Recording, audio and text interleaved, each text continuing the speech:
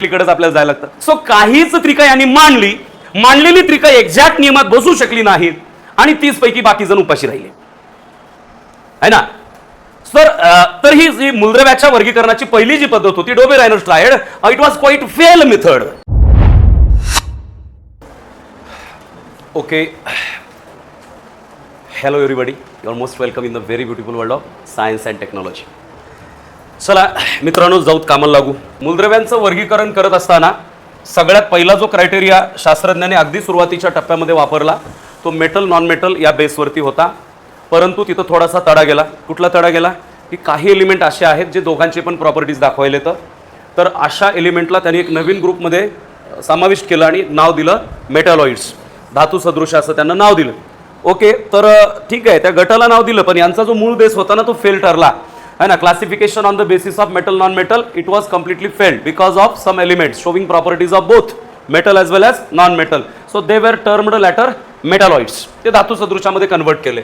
खऱ्या अर्थाने क्लासिफिकेशनचा जर विषय आपण लक्षामध्ये घेतला तर सगळ्यात पहिला जो ट्राय आहे आपण प्रामुख्याने डोबे-रायनर यांचा रेफरन्स लक्षामध्ये घेतो. सो मूलद्रव्यांचं वर्गीकरण करत असताना साधारणपणे कायम लक्षामध्ये असू द्या, at the beginning of 19th century म्हणजे जवळपास 1800च्या सुमारास त्यावेळेला 30 मूलद्रव्ये माहिती होती. किती मूलद्रव्ये माहिती होती? 30 मूलद्रव्ये. त्यावेळेला 30 मूलद्रव्ये माहिती होती. आत्ताचा करंट कंडिशनचा डेटा जर लक्षात घेतला तर सध्या आपल्याकडे किती एलिमेंट्स आहेत? 118 एलिमेंट्स आहेत.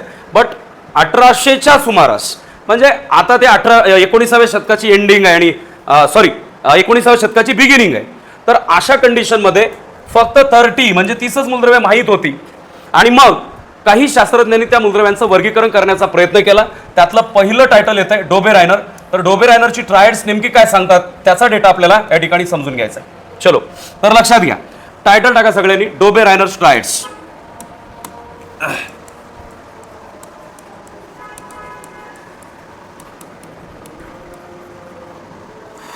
डोबे-रायनर ट्रायड्स, डोबे-रायनरची त्रिके,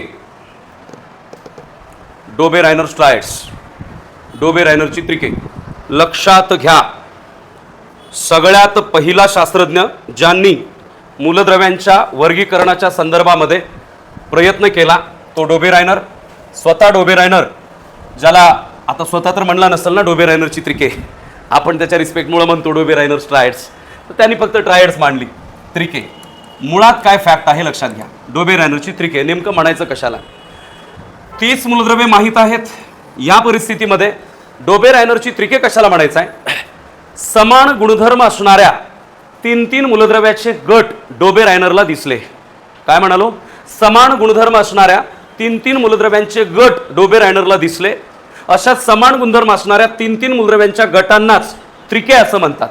आपण आज त्याला लाडानं डोबे-रायनरची त्रिके म्हणतो. ठीक आहे. So Dobereiner found the element showing properties similar. So the group of 3 elements showing similarities in their properties are called as Dobe-Rayner's triads. त्यांना आपण डोबे-रायनरची त्रिका असं म्हणतो. आता ह्या 3 मूलद्रव्यांच्या गुणधर्मामध्ये सारखेपणा तर होताच, परंतु लॉ काय सांगतो, यांनी मांडलेला नियम काय आहे? when elements of a triad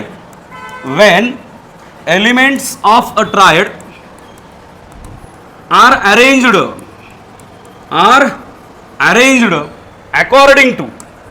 according to increasing order of their atomic masses. मी एवढंच लिहितोय सिम्बॉलिक प्रेझेंटेशन मध्ये.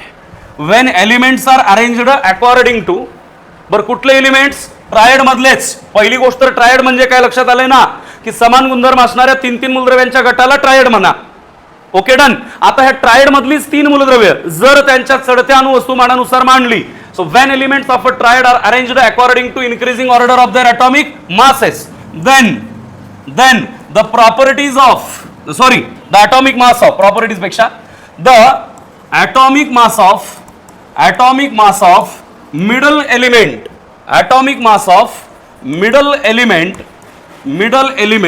was approximately similar to the average of atomic masses of both म्हणजे कुठले? other elements. लक्षात घ्या, काय लॉ मांडलेला आहे त्यांनी? when elements of a triad are arranged according to increasing order of their atomic masses, then the atomic mass of middle element was approximately similar to the average of atomic masses of both or other two elements. जेव्हा त्रिकातील तीन मूलद्रव्ये, special Marathi, जेव्हा त्रिकातील तीन मूलद्रव्ये, कुठले बी नाही, कुठले मांडायचे आहेत? त्रिकातलेच तीन मूलद्रव्ये मांडायचे. जेव्हा त्रिकातील तीन मूलद्रव्ये त्यांच्या चढत्या अणुवस्तुमानानुसार मांडली जातील. चढता अणुवस्तुमान कळतं ना, की कमी अणुवस्तुमान आधी, नंतर त्यापेक्षा जास्त, नंतर त्यापेक्षा जास्त, अशी मांडणी केली असता मधल्या मूलद्रव्याचं अणुवस्तुमान हे उरलेल्या दोन मूलद्रव्याच्या अणुवस्तुमानाच्या सरासरी एवढं होतं. काय होतं ते? ॲव्हरेज होतं. सम होतं का? नाही, ॲव्हरेज होतं. बेरजे एवढं नाही, सरासरी एवढं होतं, असं त्यांच्या लक्षामध्ये आलं आणि म्हणून त्यांनी हा नियम मांडला. लक्षामध्ये घ्या. एक याच्यासाठी मॉडेल एक्झाम्पल म्हणून आपण पाहू शकतो. त्यांचं पहिलं ट्रायड त्यांनी जे एक्सप्लेन केलेलं आहे, द ट्रायड ऑफ ओके, कोणाचा आहे? लैला नको का? पाहिजे सर, लैला पाहिजे. लैला नको, ठीक आहे. लैला म्हणजे लिथियम, नको म्हणजे सोडियम, का म्हणजे पोटॅशियम. ठीक आहे, याच्याऐवजी लाता नको का असेल म्हणू शकतो आपण. पुढे लक्ष द्या. लिथियम, सोडियम आणि पोटॅशियम यांचं ट्रायड. काय? Triad of lithium, sodium, potassium. आता एक लक्षात घ्या, लिथियम, सोडियम आणि पोटॅशियम यांचं त्रिक लक्षामध्ये घेऊया आपण. मग आता हे त्रिक लक्षामध्ये घेत असताना आपल्याला माहित असायला पाहिजे. लक्षात घ्या, लिथियम ज्याचा की ॲटॉमिक मास 6.9 आहे, ओके, आणि पोटॅशियम 39.1 म्हणजे नियर अबाउट 40. ठीक आहे. तर अशा परिस्थितीमध्ये आपल्याला प्रश्न हा आहे, काय प्रश्न आहे? की नेमकं सोडियमचं ॲटॉमिक मास किती, सोडियमचा ॲटॉमिक मास किती, हा प्रश्न आहे आपल्यासाठी. Okay, done. तर लक्षामध्ये घ्या, आता ह्या नियमानुसार आपण अरेंजमेंट जर केली, कशानुसार? या लॉ नुसार. लॉ काय सांगतोय? त्रिकातली तीन मूलद्रव्ये चढत्या अणुवस्तुमानानुसार मांडली. चला, मांडलीच आहेत ना आपण ऑलरेडी. आता हे कधी कळलं? जेव्हा सोडियमचा ॲटॉमिक मास आपण काढू. इनफॅक्ट आपल्याला जर माहित असलं तर बरोबरच आहे की 23 ॲटॉमिक मास आहे. कुणाचं? सोडियमचं. सोडियमचा ॲटॉमिक मास किती आहे? 23 आहे. येते का? चेक करू ना. त्यांनी जो लॉ मांडलाय त्या लॉ मध्ये हे बसलं पाहिजे, परफेक्ट बसलं तर इट इज ओके, अदरवाईज नाही. लक्षात घ्या, म्हणजे जो लॉ मांडलाय त्याच्यानुसार ॲटॉमिक मास ऑफ सोडियम, जर सोडियमचा ॲटॉमिक मास काढायचा आहे तर काय करावं लागेल? Atomic mass of lithium plus atomic mass of potassium upon 2. आता भागिले 2 काय आणलं? सरासरी. काय काढायचं आहे?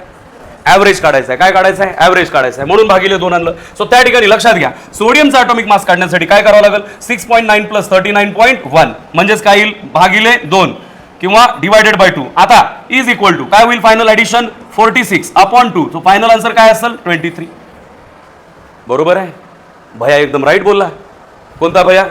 डोबे रायनरवाला. काय बोलला? त्रिकातील तीन मूलद्रव्ये. पहिलं त्रिक काय आहे? लैला व लैला है ना, लिथियम, सोडियम, पोटॅशियम.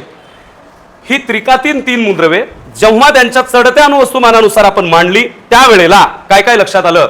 मधल्याचा अणुवस्तुमान, मधला कोण आहे? पटकन सांगायचं. मधला कोण आहे? सोडियम आहे. मधल्याचा अणुवस्तुमान कुणाच्या बरोबर आहे? लिथियम आणि पोटॅशियमच्या सरासरी एवढा आहे. सापडलं? लक्षात आलं? नोट करून घ्या. दिसतंय क्लिअर? कमेंट बॉक्समध्ये सांगा. क्लिअर दिसत असलं तर कमेंट बॉक्समध्ये सांगा. नसल्यावर काय करायचं ते बी सांगा की जेव्हा वेळ मिळेल तेव्हा क्लिअर करू. तोपर्यंत आम्ही निघून गेलेले असू सर पृथ्वीवरून डायरेक्ट ओव्हर. लक्षात आलं? So when elements of a triad are arranged according to increasing order of their atomic masses, then atomic mass of middle element is approximately equal to average of atomic masses of other two elements. त्रिकातले तीन मूलद्रव्ये जर त्यांच्या चढत्या अणुवस्तुमानानुसार मांडले, हे चढत्या अणुवस्तुमानानुसारच मांडले आपण, तर त्यावेळेला आपल्या काय लक्षात आलं की मधल्याचं म्हणजे सोडियमचं अणुवस्तुमान हे लिथियम आणि पोटॅशियमच्या अणुवस्तुमानाच्या सरासरी एवढं आहे. आणि आपल्याला वाटायला लागतं की वा डोबे रायनर द ग्रेट पर्सनॅलिटी. काहीच विषय नाही, बरोबर आहे. भैयानं जसं म्हणलंय तसं झालंय, काही अडचण नाही. ठीक आहे. आता भैयाची हुशारी थोडंसं पुढे जाऊन चेक करू आपण. Have the second example. दुसरं एक्झाम्पल आपण ऍड करूया. घ्या सेकंड एक्झाम्पल घ्या. Triad of calcium, strontium and barium. Calcium, strontium and barium. लक्षात घ्या, तिघाचं ट्रायड पाहायचं आहे. Calcium, strontium, barium. आता आपल्याला स्ट्रॉन्शियमचं काढायचं आहे. मी चढत्या क्रमानंच मांडलोय, लक्षात घ्या. कॅल्शियमचं ॲटॉमिक मास आहे 40.1. बेरियम ॲटॉमिक मास आहे 137.3. So on this base, try to find out the atomic mass of strontium. स्ट्रॉन्शियमचा atomic mass काढा. चला आपण भैया लक्ष द्या. जर याचा atomic mass काढायचा आहे तर सांगितलेला नियम काय आहे?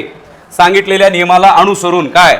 atomic mass of strontium is equal to atomic mass of calcium plus atomic mass of barium upon 2. चला किती आहे? 40.1 plus 137.3 upon 2 is equal to 0.4. 7 as it is, 4 and 3 again 7, it becomes finally 1 upon 2. भागाकार करा. काय भागाकाराला? 2 8 16. ठीक आहे. उरला 1, 2 8 16. परत उरला 1 डेसिमल, 2 7 14. किती आलं ॲटॉमिक मास? 88.7. ॲटॉमिक मास किती आलं? 88.7. ठीक आहे. झालं सगळं clear? If you have the periodic table, then you can check what is the exact atomic mass of strontium. Periodic table असेल तर चेक करून बघा स्ट्रॉन्शियमचं एक्झॅक्ट ॲटॉमिक मास किती आहे. चला असू द्या, मी सांगतो 87.6 आहे. किती आहे? 87.6 आहे. अब्बा, अरे भैया तुम बोले क्या करे क्या, ऐसा थोड़ी चलता है का नहीं? लेकिन भैया बोलेगा मैंने कब बोला था एग्जैक्ट आएगा, अप्रॉक्सिमेट आएगा. हुशार आहे. तर हे अप्रॉक्सिमेट हा शब्दच कोण शोधलाय ना, त्याला मला शोधायचा आहे. जमलं तर गच्ची दोन सन 2-4 वाजवायचे आहे का नाही? आधीच लेकरं कन्फ्यूज आहेत, त्याच्यात हिने अप्रॉक्सिमेट लिहून बाजूला सरकतात. आम्ही कुठं म्हणलो परफेक्ट तेच आहे. काय काय झालं जरा लक्षामध्ये घ्या. डोबे रायनर नावाचा प्राणी पहिल्यांदा वर्गीकरण करायला आला. मूलद्रव्यांचं वर्गीकरण करण्यासाठी त्यानं सगळ्याकडं नीट बघितलं. तेव्हा त्याला 3 मूलद्रव्यांचे गट दिसले ज्यांच्या गुणधर्मामध्ये सारखेपणा होता. सारखेपणा असणाऱ्या 3 मूलद्रव्यांच्या गटाला त्यांनी त्रिके म्हणायचं असं ठरवलं. आम्ही लाडाने त्याला डोबे रायनरची त्रिके असं म्हणतो. समान गुणधर्म असणाऱ्या 3 मूलद्रव्यांच्या गटाला डोबे रायनरची त्रिके म्हणतात. स्वाहा. ओके, त्रिकांचा नियम सांगा सर. अरे बाबा, जेव्हा ही त्रिकातलीच 3 मूलद्रव्ये, भया कुठले? त्रिकातलेच 3 मूलद्रव्ये, इकडचे तिकडचे कुठले बी नाही. त्यांनी सांगितलेले हे बघा, ह्या तिघाचा गट, ह्या तिघाचा गट, ह्या तिघाचा गट असं आहे ना. तर त्रिकातली 3 मूलद्रव्ये जर त्यांच्या चढत्या अणुवस्तुमानानुसार मांडली तर मधल्या मूलद्रव्याचा अणुवस्तुमान हे उरलेल्या 2 मूलद्रव्याच्या अणुवस्तुमानाच्या सरासरी एवढं येईल असं त्यांनी सांगितलं. पहिला आपण बघितलं बा, लैला नको का, लिथियम, सोडियम, पोटॅशियम बघितलं. काय बाबा, 6.9 ॲटॉमिक मास आहे लिथियमचं, आहे ना. पोटॅशियमचा 39.1 आहे. मग आपण चेक करून बघितलं, ॲव्हरेज काढलं. अरे यार, सही निघला 23. Exactly correct. पण आता आपण बघायला लागलो यांनी माती खाल्ली आहे का नाही. 88.7 हे त्याचं ॲव्हरेज आलेलं आहे. पण रिअलिस्टिक काय आहे? 87.6 आहे. तर हे ॲनॉमली आली का नाही? ॲनॉमली म्हणजे कोण आहे? आमची शेजारी नाही. कोण आहे? ॲनॉमली म्हणजे विसंगती. ॲनॉमली म्हणजे विसंगती. त्याला बोलला एक, करतो एक, असं जमल का? मग हे म्हणते मी अप्रॉक्सिमेटली म्हणला. बरं, असे तुम्ही 30 पैकी 10 त्रिक मांडलाव का? मग 30चे 30 परफेक्ट नाही. यांनी थोडेच त्रिक मांडलेले आहेत, लक्षामध्ये घ्या. काय यांनी त्रिक मांडत असताना फार तर याच्या पुढे क्लोरीन, ब्रोमीन, आयोडीन यांचं एक त्रिक आहे. मान्य आहे आपल्याला की क्लोरीन, ब्रोमीन, आयोडीन यांच्यामध्ये काय आहे बेटा? गुणधर्मामध्ये सारखेपणा एक्झॅक्टली आहे. हॅलोजन ग्रुप एलिमेंट आहेत हे. 17व्या गणामध्ये सापडतात. कितव्या? 17व्या गणामध्ये सापडतात. हॅलोजन ग्रुप एलिमेंट आहे. सारखेपणा यांच्यात आहे. ब्रोमीनचा अणुवस्तुमान हे क्लोरीन आणि आयोडीनच्या सरासरी एवढं आहे का? एक्झॅक्ट नाही. अप्रॉक्सिमेटली आहे. परत अप्रॉक्सिमेटली कडेच आपल्याला जायला लागतं. सो काहीच त्रिका यांनी मांडलेली त्रिका एक्झॅक्ट नियमात बसू शकली नाहीत आणि 30 पैकी बाकी जण उपाशी राहिले आहे ना. तर ही मूलद्रव्याच्या वर्गीकरणाची पहिली जी पद्धत होती, Dobereiner's triad, it was quite fail method. हे जवळपास फेल मेथड आहे. याच्यामध्ये सगळे एलिमेंट बसू शकले नाही. सगळ्या मूलद्रव्यांना त्रिकामध्ये मांडता आलेलं नाही. डोबे रायनरनी काहीच त्रिका मांडली, जे बी काय मांडली त्याच्यामध्ये थोडेफार प्रॉब्लेम्स आहेत. आणि असं लक्षामध्ये घेता यांचा त्रिकांचा हा जो प्रयत्न आहे तो फार काही यशस्वी ठरलेला नाही. So after the grand failure of Dobereiner's triad, the next attempt to classify the element is taken by Newlands. How the title? Newlands octaves. चला रे.